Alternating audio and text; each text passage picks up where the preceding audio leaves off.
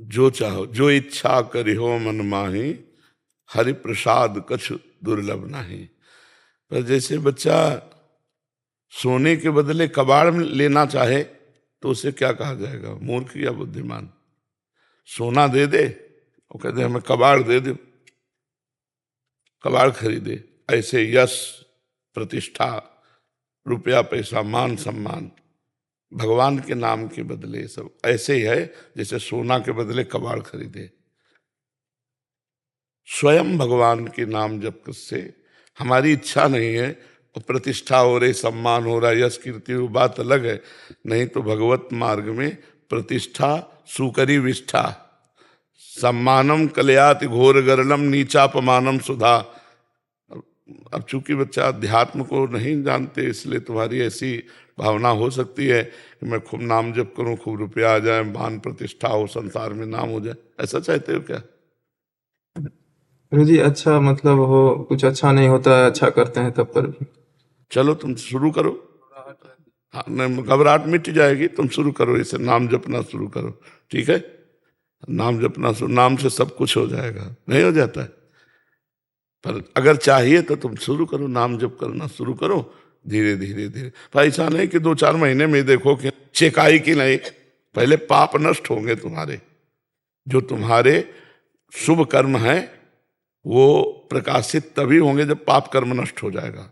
पाप कर्म जो नष्ट हुआ, शुभ कर्म प्रकाशित हुआ, नाम जप का प्रभाव, सब ऐसे सब संयोग बनते चले जाएंगे। आप धनी हो जाओगे, आपका यश हो जाएगा, आपका मंगल होने लगेगा। और नाम का फल इतना ही नहीं, वो भगवान से भी मिला देगा। महाराज जी, हमें पता कब चलता है कि हमें हमारे जो पूर्व के कर्म है वो? जब हमारा पेट भरता है तो हमें किसी से पूछना नहीं पड़ता, हमें पता चल जाता है।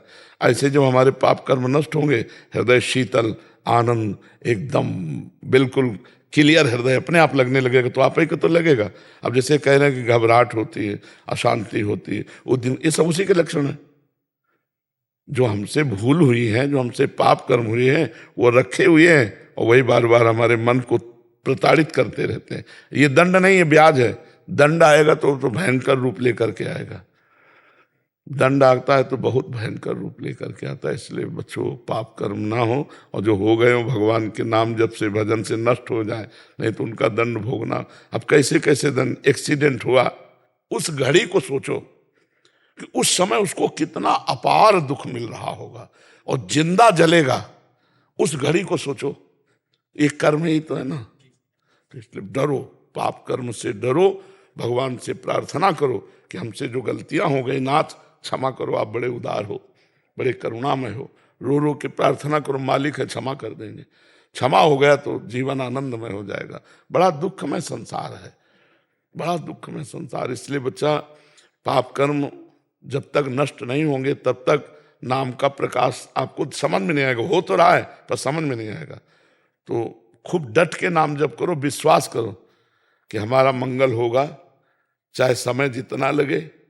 मान लो इस जन्म में आपको कामनाएं पूर्ति होने वाला भजन नहीं हो पाया, तो आगे जन्म ही ऐसी जगह होगा जहां से तुम्हारा बचपन से यश कीर्ति और लाभ वैभव खूब, नाम कभी व्यर्थ नहीं जाएगा। इसलिए हिम्मत रखो, धैर्यपूर्वक नाम जप करो। गुरु जी एक प्रश्न, माता जी हमेशा बीमार रहती है, बहुत सारे डॉक्टर से दिखा चुके। वैसे इस विषय की हम चर्चा नहीं करते क्योंकि हम अध्यात्म के सिवा नीचे उतरना नहीं चाहते। और इसके लिए बहुत से डॉक्टर हैं,